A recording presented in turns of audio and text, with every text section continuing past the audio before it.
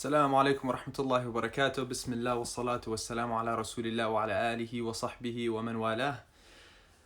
Hope everybody's doing well, inshallah. The other day when Ammar went live, he made sure to point out how awkward it is that when we start out recording every time, the room is empty, so we have to give it a few seconds or a couple minutes for people to get in. And then on the rewatch, it just means that people are going to get bored, essentially, probably not listen. But for those who are listening, they just have to listen to this, basically, filler as we wait for people to come in. So I'll kind of fill that time before going into the seerah, just for these first few seconds, inshallah, just to make dua that Allah subhanahu wa ta'ala puts barakah in our time, specifically in our relationship with the Quran during this blessed month. Assalamu alaikum, bro. Assalamu alaikum to everybody who's joining. Yeah, especially right now, man, as much as it's possible, try to fill your time with Quran, try to fill your time with some of the ibadah, even if it's just an extra minute. We ask Allah subhanahu wa ta'ala to accept from us. So, today we are talking about As-Sirah Nabawiyah. Of course, we're continuing with reflections about the life of the Prophet sallallahu alaihi wasallam.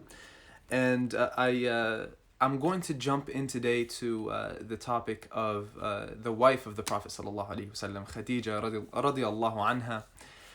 And it's very difficult to capture her essence in one talk. And so we're not going to do that, inshallah. We're going to try to introduce, inshallah, the relationship between the Prophet sallallahu alaihi wasallam and his wife, as well as kind of some of the circumstances that brought them together, and how that can relate to a lot of us. I think for a lot of people, the story of Khadijah is used, I think, especially for young Muslims, it's used in, I think, two common ways, maybe more often than some others.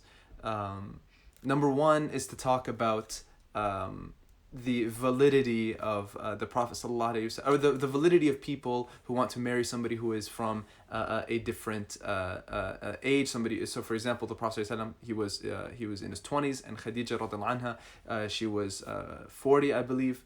Now there might be some historical differences on maybe some minor details, but the idea that there was definitely an age gap, and so a lot of times this topic will come up and people will say, see, look, it's valid, it's this, it's that.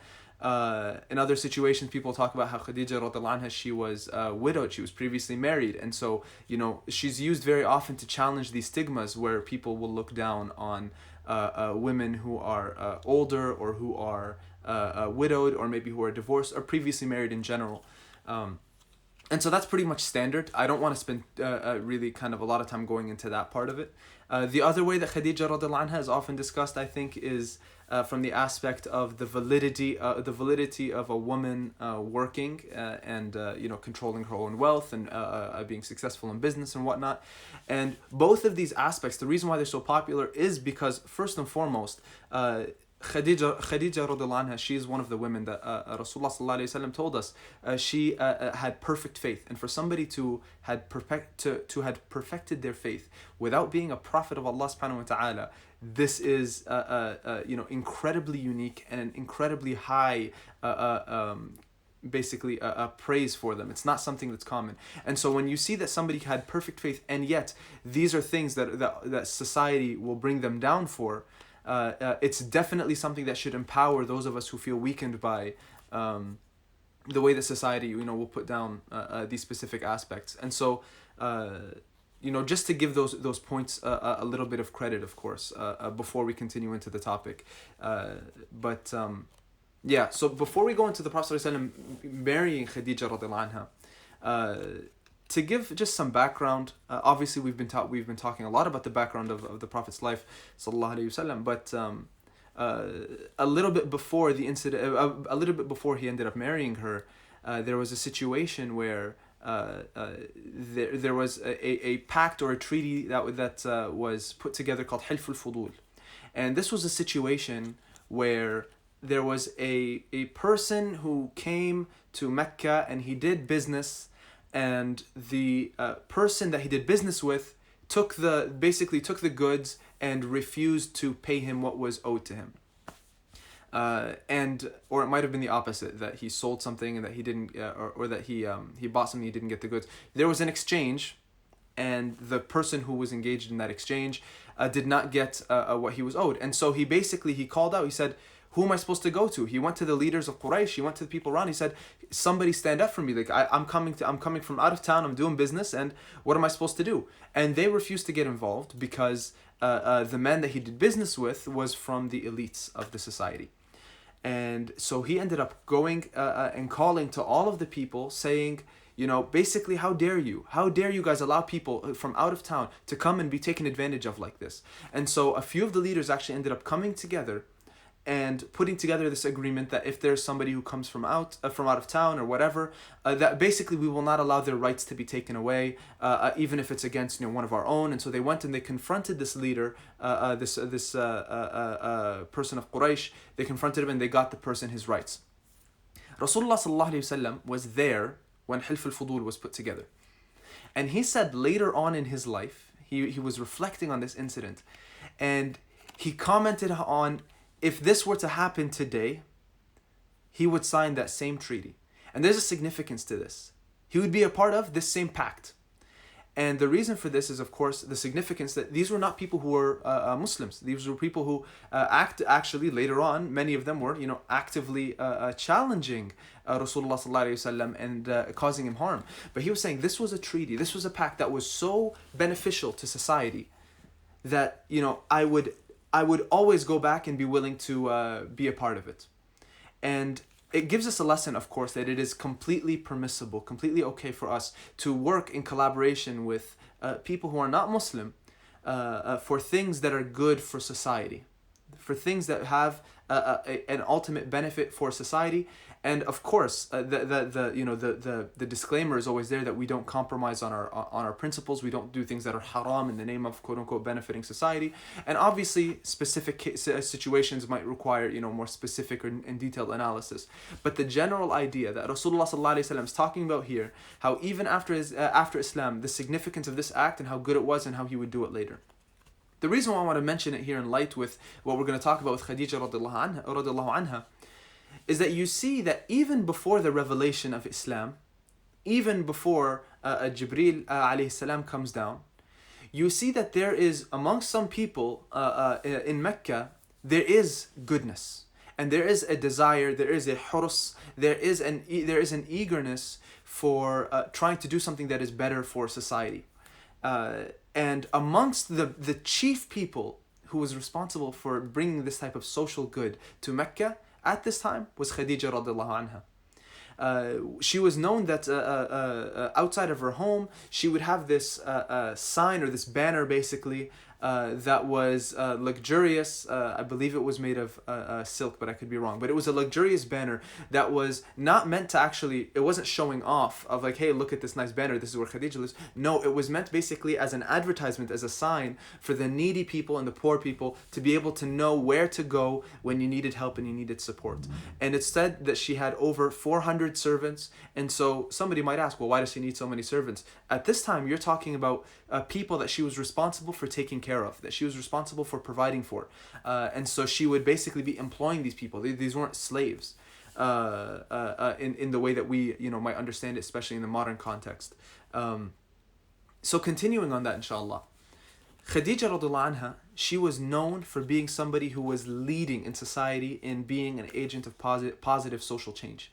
And she happened to not only inherit wealth from the marriages that she was in, but what ended up happening was after her husband would pass away and she'd inherit the wealth, she herself, because of her intelligence and because of her great honesty and integrity, she was extremely successful in the businesses that she would go into. She would be extremely successful, and the more money that she would accumulate, the more that she would try to serve people. And so naturally, though, over time, people would try to take advantage of her good nature. They would try to take advantage of her honesty, and so eventually it came upon her that, hey, there's this honest man who he has experience with caravans and with business. His name is Muhammad. We should basically give him a shot, test him out, see how he does with the work. And Rasulullah sallallahu alaihi wasallam gets this opportunity to work, and he basically, when he goes and he does this business for her, she ends up, he comes back having made way more money than was expected. And it was, number one, it was a sign that others had cheated her, but also the incredible skill of Rasulullah sallallahu alaihi wasallam, as well as his honesty. It's multiple aspects here, because Rasulullah sallallahu alaihi wasallam. Here's one of my favorite things. We talk about Rasulullah sallallahu alaihi wasallam. A lot of times we talk about him from the aspect of righteousness. We talk about him from the aspect of, he fears God, and he loves Allah subhanahu wa ta'ala, and and here's how good his character is. These are all true. But there's other aspects that objectively, even to somebody who does not value religion, they see him and they go, yo, that dude, that guy, sallallahu alaihi wasallam, he has to be respected. And a part of it is physically, he was not only known as being incredibly good looking, but he was also very strong. Not strong to the degree of extremely it's not like some of these modern bodybuilders, but he was very fit. He didn't have the way that he was physically put together, subhanAllah, was just a masterpiece of a physical specimen, subhanAllah. And then furthermore, not just the physical side, the intellectual side, he was extremely intelligent. He was not only intelligent in say the modern understanding of say book smarts, no, but he was very business savvy. He was very people smart, street smart, as some people would call it. And so he had all of these skills. And so he comes into this business, he brings his excellent character, he brings his intelligence, he brings everything to the table, and he's just doing his thing. And so somebody might ask, somebody who's like this, at this age, at this point, he is, I believe, 25 years old. 25, correct me if I'm wrong, but 25 or 26, but 25 I believe. And Rasulullah sallallahu alaihi wasallam, somebody might ask, well, why isn't he married yet? At this point, many people in that society were getting married even at far younger ages.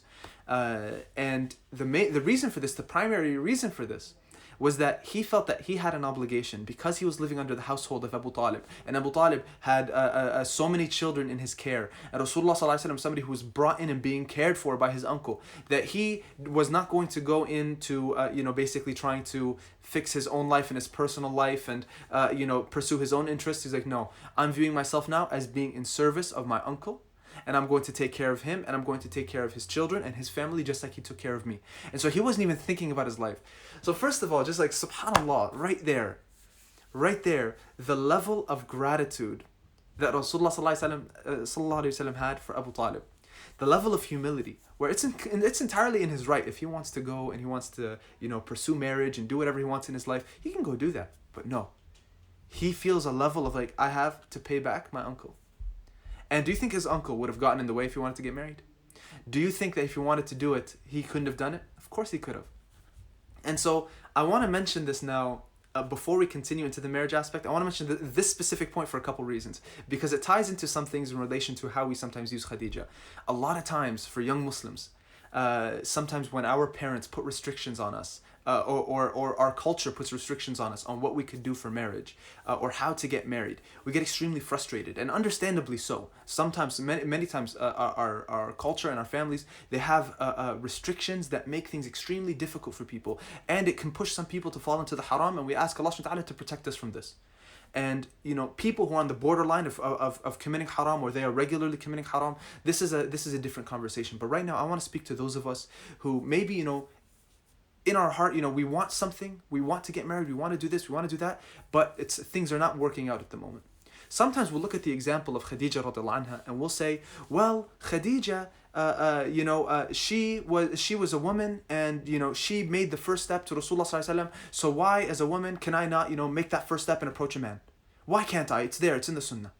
Or somebody will say, I, as a young man, maybe this woman is a few years older than me. I want to go marry her. Why can't I go pursue her? And so we'll look at these examples as ways to justify what we already want to do.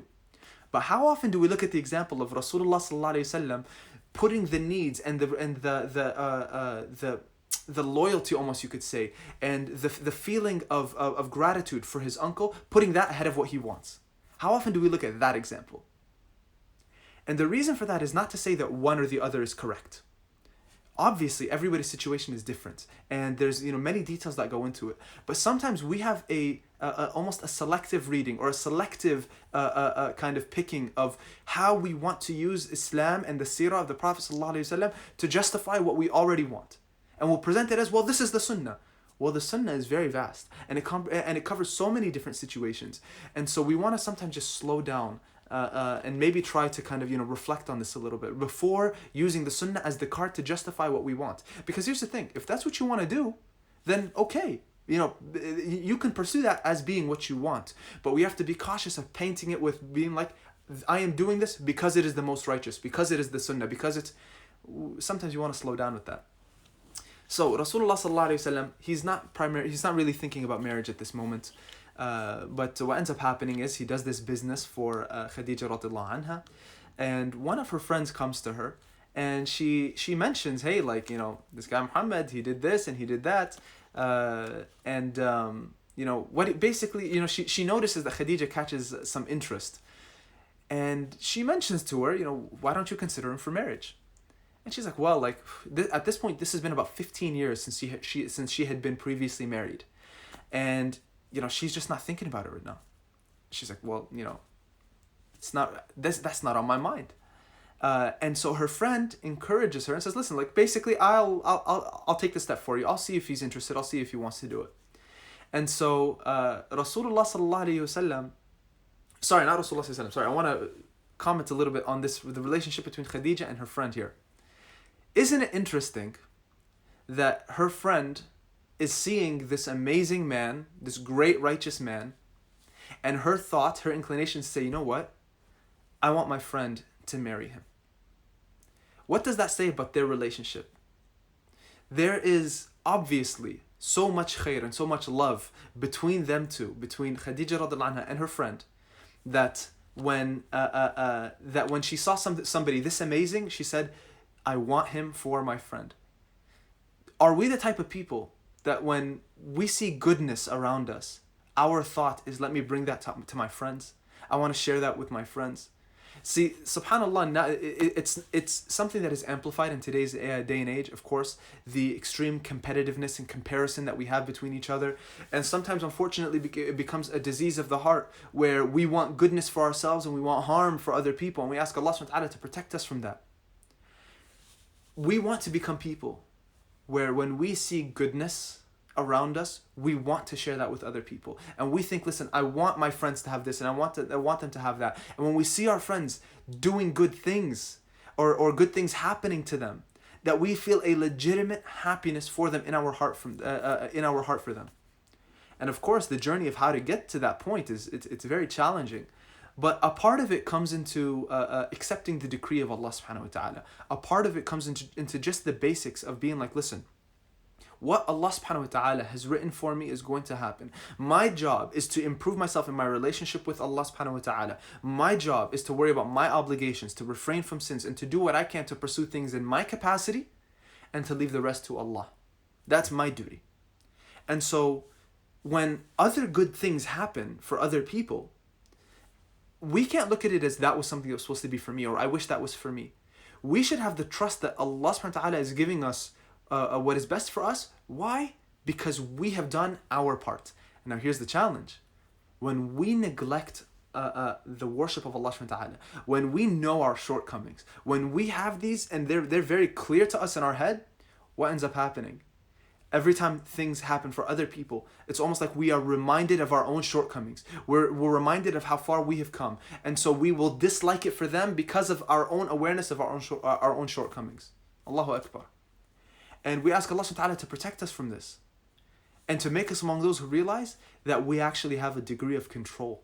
We have a degree of control, which is what we actually do, our actions. And then once we do that part, we trust Allah subhanahu wa ta'ala. You know, the standard of, tie your camel and trust Allah, it fits into this. So, another aspect here of the decree of Allah subhanahu wa ta'ala. Somebody could see this and be like, this is a miracle, right? This is perfect. This honest businessman, Rasulullah sallallahu alayhi wasallam, and he meets this honest businesswoman, and this woman, she is known as a tahira. She is known as the pure. And that purity comes from her morality, from her character. This is what she's known for in society. She comes from a noble lineage. And everybody knows she was one of the few people in Mecca at that time who was a monotheist, who did not worship the idols. She was somebody who believed in one God before the message of Allah subhanahu wa ta'ala. What does that tell you? That she was connected to her fitrah. Her heart was pure. And that purity of heart, it doesn't always, especially before the message, it doesn't necessarily mean that she received the revelation. No, it means that the actions that she engaged in, the things that she did, they were not polluting her heart. And if she did something that polluted the heart, that she had some level of decree and repentance. So here's the thing. We know, alhamdulillah, we have the advantage compared to others in human history. We have the advantage of having the Quran and the Sunnah. We know how to seek tawbah. We know how to purify our heart. We know all of these things. But it doesn't mean that those were the only ways to ever do that in human history. No. Allah subhanahu wa ta'ala had different methods of prayer for different peoples. And we see, even for example, for people who did not receive revelation, it was possible within them to have a degree of faith, wallahu alam, to have a degree of belief in Allah subhanahu wa ta'ala. Khadijah radiallahu anha, she was one of those people. She was the pure of heart, the pure of actions and what she was doing. And so who would be more fitting for her than another pure man in this society? Amongst the darkness there, Allah subhanahu wa ta'ala facilitated for them to meet a pure man and a pure woman. And so first and foremost, we ask Allah subhanahu wa ta'ala to make us among those who seriously have faith that when we do our part with Him, He will facilitate for us what's best. Now, Rasulullah sallallahu alaihi wasallam and Khadijah, they eventually, alhamdulillah, they get married, and somebody might say, well, khalas, that's it, happily ever after. They were good people, and so Allah subhanahu wa ta'ala is only going to give them goodness. And it's not that that's not true. But the goodness of Allah subhanahu wa ta'ala, it's not always apparent to us, because sometimes it can come in the form of difficulties and tests in this life that will purify us for an ultimate goodness in the next life. And one of the easiest examples of this is that Rasulullah sallallahu alaihi wasallam and his wife Khadijah, they were blessed with many children. Now, there's sometimes some differences of opinion amongst the scholars about the exact number, but the strongest and most common and understood opinion was that there was 3 sons, and I just want to make sure I don't miss any of the names. Yes, 3 sons and 4 daughters. The order from the sons, Al-Qasim, Abdullah, and Ibrahim. And from the daughters, the 4, Zainab, Ruqayyah, Kulthum, and Fatima al-Zahra radiallahu anhum. It's very interesting that Allah subhanahu wa ta'ala, through this beautiful, perfect marriage, He caused the Prophet ﷺ, through his life, to actually witness the passing of all of those children except for one, Fatima, who passed away shortly after his death. And somebody might see this and say, because sometimes we see in relationships people who go through difficulties in that relationship, right? So sometimes you'll see whether it's a couple that gets divorced, whether it's a couple that maybe they lost their children, or maybe they raised a kid who turned out a sinner, or whatever it is. Sometimes we'll see that and we'll be like, man, maybe there was a problem in their relationship, maybe they weren't good people. Maybe I've heard people, for example, allude to things like, oh well, maybe it's because their relationship was haram from the beginning or something like that. They will allude to this when they see sometimes bad things happen, or a relationship that quote unquote fails or that doesn't work. And it's very interesting that Allah subhanahu wa ta'ala is showing us through the example of Rasulullah sallallahu alayhi wasallam that you can be a perfect man and a woman of complete faith. You can be that, and Allah subhanahu wa ta'ala can still give you immense difficulties in your relationships with your children, in the example of having them pass away. Now, they didn't all pass away young, but for example, the boys, they all passed away very young. And actually, this was something that the people of Quraysh, they actually would mock Rasulullah sallallahu alayhi wasallam for the passing of his children. They mocked him for this. And what it gives us a reminder of is that even though something can appear at the beginning as it's going to be nothing but goodness and happiness and full of bliss, it doesn't mean that Allah subhanahu wa ta'ala will not give you a challenge within it. And that doesn't mean that it's a bad thing. It doesn't mean that it's a bad thing. Even for example, Fatima radiallahu anha, she went through her own challenges in her own life. So you might think, well, if you have the perfect mom and the perfect dad, everything's going to be easy. No, you're still going to go through challenges. So I don't want to go too much longer from this point. I think we took a lot of reflections. I really wish that we can go so much more into this. I like every time I'm trying to prepare for one of these sessions. Now there's just the second one. There's so much to discuss about these topics, but maybe just the most important thing to me is when we look at these examples to say, what can we take in our own life, right? Number one, the way that we view things like relationships, we have to be clear, not to be selective in how we project basically our ideals and what we want onto the seerah. That Rasulullah sallallahu alaihi wasallam, he is the perfect example for us. But his example is far more difficult to, it's extremely difficult to reduce to just one or two individual things. And with that being said, we should understand that from the example of Khadijah radiallahu anha, many of the lessons that we could take, but from amongst them, number one, you see a woman who was engaged in business in a way that did not conflict with her purity. It did not conflict with her iman. It did not make her worse. There are some people, of course, who are, they have sometimes it's very culturally influenced beliefs where they will just have a belief that khalas, women can't work, or women can't do this, or it's going to corrupt them, or they're going to this. We see from the example of Khadijah that there is ways that women could be not only active in society, but they could be active in business in a way that does not upset Allah subhanahu wa ta'ala, and the opposite actually. It can end up being something that is of immense service to the believers. And we know that it was through Khadijah's wealth, her immense wealth, that so many of the early affairs of the believers were taken care of. That money went to serve the ummah and prop it up at an early time. Now granted, of course, does that mean that for us we should be pursuing, both men and women, that we should be pursuing the highest levels of corporate America because this is the example of Khadijah? No, it's not an exact parallel. But on a principles level, it gives you an idea that no, there is ways for people to be involved. Now if we want to apply that nowadays, we want to make sure, inshallah, that we do our best to make sure that what we do is in line with our responsibilities and duties and obligations as believers. Similarly, you'll see that Rasulullah sallallahu alaihi wasallam, he was not intimidated by this woman who was older than him, who was more successful in business, because these aren't the measures of human beings. The measures of human beings are in the hearts.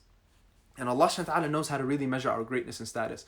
But we also know that when we build up our own our own identity, and our own confidence in ourselves through our relationship with our faith, through our relationship with Allah subhanahu wa ta'ala, that this becomes a source of strength that no societal measures are going to shake, inshaAllah ta'ala.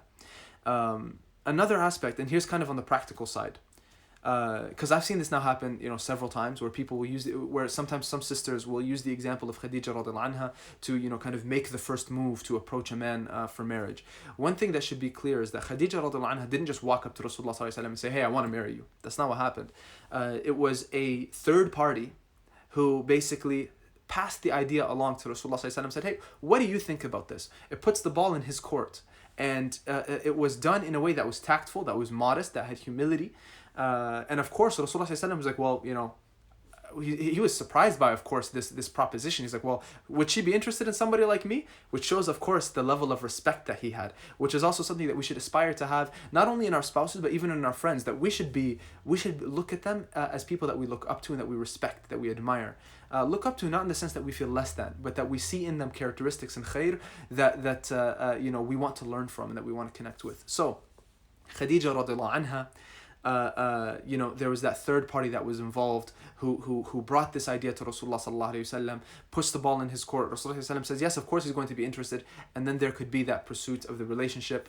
And so the reason why we say this is because nowadays, especially in the age of social media and the age of DMs and messages, I've seen it. I've had one of my friends, subhanallah, where he told me once, he's like, somebody just walked up to him straight up and said, I was listening to a lecture on Khadijah, and how she proposed to the Prophet ﷺ, and I just wanted to say, I'm interested in you, and I want to marry you. And the guy was, of course, very taken aback by this. And so, it's important that we know that these lessons, they have a context to it, they have details to it, and having things like getting a third party involved is always something that, inshallah, will increase us not only in purity, but also in protection for people's feelings, because. And I'm just noticing right now we've hit the 30-minute mark, but especially when it comes to things like marriage, there are feelings that are involved, right? There are hearts that are involved. You want to be cautious that you don't put people in situations where they're going to be harmed because, or that you cause them harm, or that you harm yourself because you had a misunderstanding maybe of the way that something is applied, and at the same time, culturally, right now is just, unfortunately, we're not past the stage where. Actually, I won't even say that. I'm not going to say it's unfortunate because there's too many factors here. But these things are, they're complicated. We're going to wrap up over here, inshallah.